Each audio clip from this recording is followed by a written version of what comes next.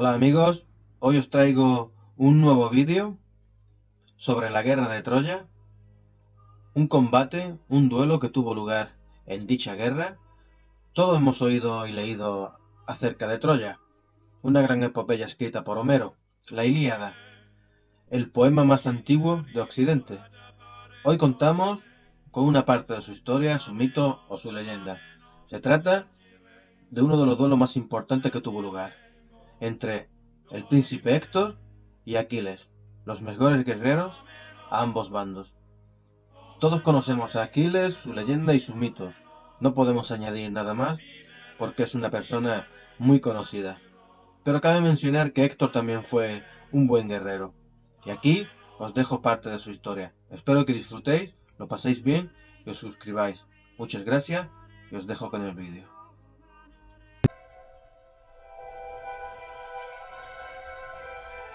Según cuenta una historia popular, durante el siglo VIII a.C., en la eterna y la antigua Grecia, un escritor, un orador ciego, dictó a su propia hija una leyenda, una narración extraordinaria. En dicho texto se reflejaban las hazañas de los griegos en tierras de la Anatolia, en tierras del Esponto. Ese primer volumen llevó por título La Ilíada. Constaba de unos 10.000 versos que los oradores de la época tenían que memorizar prodigiosamente, y esto lo hacían con una técnica llamada así el arte de la memoria, vislumbrando estrellas, simples marcas en una columna o piedras colocadas de determinada manera. Así, los antiguos lograban rememorar todo lo escrito, todo lo aportado por Homero en ese libro fundamental para nuestra cultura. 10.000 versos en los que se hablaba de unos griegos, no pocos, dicen que cerca de unos 100.000, que ofendidos por el rapto de la princesa Helena, fueron a Ilión, porque así se llamaba Troya, a intentar recuperarla. Y llenaron el estrecho de los Dardanelos de naves. Y según ese relato, uno de los reyes de Esparta, Agamenón, asumió el mando de la hazaña, de la gesta. Lo que no podían suponer esos griegos es que esta épica iba a durar nada más y nada menos que 10 años, porque Troya era muy resistente y su rey Príamo, desde luego, marcaba carácter. Príamo decidió atender la petición de su hijo Paris, porque Paris se había enamorado profundamente de Helena y por eso la había raptado. Y se encastilló tras los muros de Troya, dispuesto a resistir a ultranza los envites griegos. Para aquella defensa contaba con el paradigma de la caballerosidad troyana. Este no era otro sino el príncipe Héctor. Héctor era majestuoso en el porte, el mejor paladín con el que podía contar una ciudad agobiada por las prisas como Troya. Héctor supo disponer sus tropas, sus efectivos y supo infundir moral a la ciudadanía troyana para resistir los ataques griegos. A principios del siglo XII se inscribe esta epopeya, del siglo XII a.C. Y a decir verdad, muy pocos, creyeron en la verosimilitud de este relato.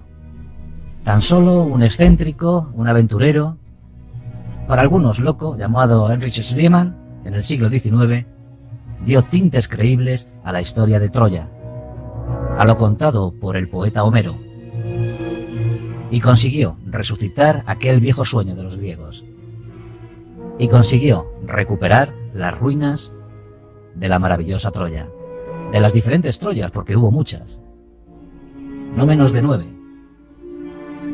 Pero en esta historia de griegos contra troyanos destaca un duelo singular, un enfrentamiento como jamás había visto la historia, como jamás certificaron los siglos. Ese enfrentamiento situó cara a cara al paladín, al adalid de los griegos, al mejor combatiente de los griegos, cuyo nombre era Aquiles, contra el mismísimo príncipe Héctor. Y esto, según nos relata Homero, sucedió por una Casualidad. Por una triste casualidad. Según parece, en el fragor de aquella contienda, Aquiles se desesperó. Ya se decía que Aquiles tenía un origen cuasi sobrenatural. Era todo un legado de los dioses. Su madre, nada más nacer, al ser portador de esa divinidad, de esa estela divina, su madre a instancias de los dioses sumergió al bebé, sumergió al pequeño Aquiles en una cisterna, en un aljibe, cuyas aguas habían sido bendecidas desde el mismísimo monte Olimpo. La madre de Aquiles no se percató de una pequeñísima circunstancia, y es que al sumergir al bebé en ese contenedor de aguas celestiales, dejó desprovista de protección la zona del talón que había en la pierna derecha de Aquiles. Ese talón quedó sujeto por las manos de su madre, y la consecuencia fue que ese lugar del cuerpo de Aquiles, quedó constituido como único punto vulnerable del futuro héroe griego. Por tanto, el resto del cuerpo era intocable. Aquiles era casi inmortal, de no ser por este pequeño detalle de su talón, el talón de Aquiles. Pero con todo, Aquiles parecía ignorar esta protección divina y se lanzaba al combate como un felino, como alguien arriesgado, como alguien que despreciaba la muerte, el peligro, la sangre. Era el líder de toda una secta, de todo un grupo de combatientes, auténticos boinas verdes de los griegos, los mirmillones. Eran magníficos guerreros, espectaculares soldados. Estos hoplitas que ceñían armaduras esplendorosas en sus cuerpos, que portaban larguísimas lanzas y que parecían invencibles ante el combate con el enemigo. Aquiles fue a regañadientes a esta guerra. Él pensaba que no era su guerra. Y las discrepancias con los líderes griegos no se hicieron esperar. Y en un momento dado de aquella campaña, Aquiles pensó que había llegado ya el momento de poner fin a su participación en la guerra de Troya, y se iba a volver, iba a regresar a Grecia. Pensaba que ya no se le había perdido nada en aquellos lares. Sin embargo, algo trastocó sus planes. Y esto fue que su amigo íntimo, su amigo especial, su compañero inseparable, Patroclo, quiso tener un último combate, quiso saborear el ardor guerrero, quiso entrar en lid con algún paladín troyano, y para mayor confusión se colocó la armadura de su querido Aquiles, y con dicha armadura se presentó ante las murallas de Troya y solicitó un duelo singular con el príncipe Héctor. Este, creyendo que era el mismísimo Aquiles, el mejor guerrero, el mejor combatiente, el gran soldado griego, el que le pedía combate, no pudo rehuirlo y salió de la ciudad dispuesto a luchar. Patroclo ante él, bellísimo, hermoso, con su armadura reluciente, eso sí, tomada en préstamo, Aquiles, sin el conocimiento de este. Pero Patroclo también sabía luchar, y de hecho cruzó su espada con Héctor, y durante unos minutos la incertidumbre sembró el campo de batalla. ¿Quién vencería? Héctor, desde luego, había aprendido muy bien su condición de combatiente. Era un maravilloso caballero. Y durante esos minutos nadie supo de qué lado se decantaría la victoria. Patroclo luchó bien, pero era más inexperto que Héctor. Este, de un certero tajo, seccionó la yugular de Patroclo y Patroclo cayó moribundo al suelo. En Troya, los vítores aclamaron el regreso de Héctor. Sin duda era la mejor victoria que se podía esperar. La desmoralización sembraría el campo griego.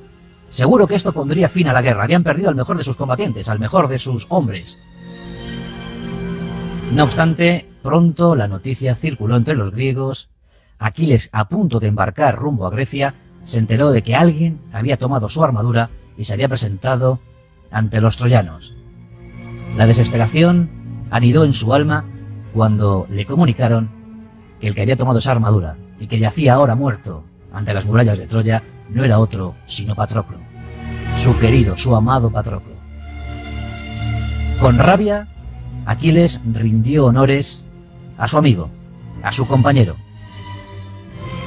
Y en ese momento entendió que ya tenía una nueva motivación para no irse a Grecia, que ahora sí esa guerra le pertenecía, que ahora sí lucharía hasta las últimas consecuencias. Enfurecido, como una bestia, como un animal, ciñó esa armadura, se colocó su armadura, dejó atrás el recuerdo de Patroclo y con más decisión que nunca se presentó ante las murallas de Troya. Juró venganza y a fe que la obtuvo. Aquiles, el verdadero Aquiles, volvió a situarse ante las puertas de la ciudad sitiada y exigió un duelo a muerte con Héctor. Héctor, estupefacto por lo que había acontecido, él desconocía que había dado muerte a Patroclo y que bueno, que Aquiles seguía vivo, pues no tuvo más remedio que aceptar ese duelo. Y volvió a salir de la ciudad angustiada. ¿Qué pasaría? Príamo y Paris veían la escena, contemplaban la escena desde las murallas. Había llegado el punto culminante para la guerra de Troya. Aquiles, orgulloso, se pavoneaba con su carro de guerra ante las murallas troyanas. Y Héctor, a lomos de su mejor caballo, salió con su armadura, sus armas de combate, dispuesto a zanjar de una vez por todas aquella situación tan incómoda. Era momento para el todo y la nada. Los dos paladines se midieron, ajustaron las miradas y se lanzaron a la lucha. No hablaron, no musitaron un solo lamento. Las descargas se producían. Las espadas chocaban una y otra vez. Las defensas corporales saltaban, como víctimas de un latigazo mortal. Pero Aquiles era inmortal, e hizo valer esta condición. Héctor le dio varios tajos, pero rápidamente sanaban. En cambio, Aquiles, cada vez que ocasionaba una herida a Héctor, era más y más profunda. Finalmente, Héctor, agotado, no pudo más y sucumbió ante los golpes mortíferos de su enemigo. Héctor había muerto en combate. El duelo singular había acabado en victoria para Aquiles. Este, por fin, había vengado la muerte, el fallecimiento de su querido amigo. Pero Aquiles era salvaje. Aquiles era obstinado. Aquiles era iracundo y no quiso acabar solo allí. Y con ese motivo, cogió el cadáver de su enemigo íntimo, lo sujetó a su carro de guerra y, orgulloso, con mirada altiva, comenzó a circundar las murallas troyanas, arrastrando el cuerpo yermo del príncipe Héctor. Fue todo un insulto, todo un agravio para los troyanos, los cuales, estremecidos, se preguntaban entre sí cuál sería el siguiente capítulo. ¿Acaso era el fin de Troya? ¿Acaso había llegado el momento del estertor, el momento de la agonía más absoluta? Aquí Homero nos cuenta que hubo un momento para el desasosiego, que los troyanos se veían perdidos. Paris, acaso víctima también de ese sentimiento de culpa, no en vano él había ocasionado todos los estragos por su amor encendido hacia Helena, pues Paris cogió su arco, era un excelente arquero, agarró una flecha y la lanzó contra Aquiles. No tenía mucha intención, solo pues demostrar su rabia, demostrar su pena, su pesar por la muerte de su hermano Héctor. Pero quisieron los dioses que la osadía de Aquiles, la imprudencia de Aquiles, se pagara ese día muy caro. Y misteriosamente, la flecha de Paris se clavó, se incrustó en el talón vulnerable del héroe griego. Por tanto, en una sola jornada, después de tantos años de guerra, en una sola jornada, los dos mejores combatientes, los dos grandes guerreros de aquella épica, de aquella epopeya, sucumbieron, Héctor y Aquiles. El talón, nunca sabremos por qué estaba desprovisto de protección, pero lo cierto es que la flecha impactó contra ese talón y allí quedaron los dos tendidos. Héctor fue recuperado por los de Troya y, por supuesto, sometido a la máxima distinción y recuerdo. Como ya sabemos, luego un caballo de madera hizo de las suyas y algunos consiguieron internarse en la ciudad para concederle el juicio sumarísimo de un fuego perpetuo, de una ruina absoluta y de una matanza indiscriminada. Troya sucumbió, acabó sus días, y los griegos al fin pudieron regresar a su patria. Bueno, todos de momento no, porque como ya sabemos, Homero tuvo una segunda entrega, la Odisea, y allí se nos cuenta cómo un tal Ulises, regresando de la guerra de Troya, se perdió por algunos mares mediterráneos. Pero esa es otra historia.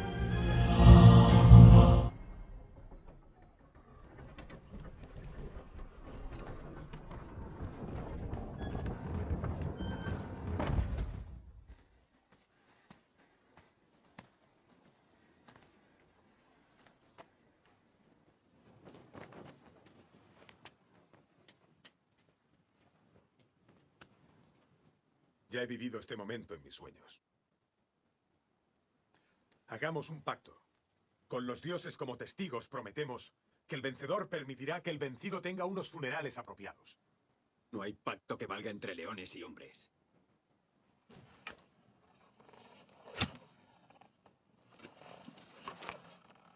Ahora sí sabes con quién peleas.